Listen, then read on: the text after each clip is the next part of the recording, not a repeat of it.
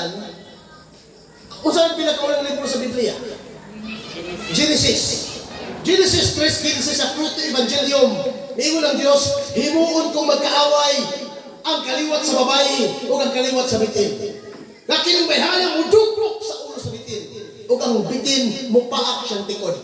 Kaya mo itong bitin? Ang bitin, mauto ang yawa.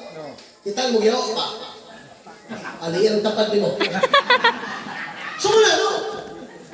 Dili naman na si Eva.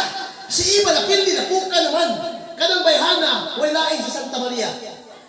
Kaya ang pulong Eva, giilistan ka na sa pulong Abe. Kung sa to? Ang pulong Eva, giilistan sa pulong Abe. Asa mabasa? Lucas 1:28 sa Latin na Biblia nag-ingon.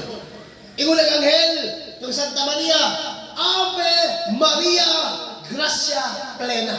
Masabtan siya. Pasabot, may ingon ang anghel, maghimaya ka Maria, puno ka sa grasya.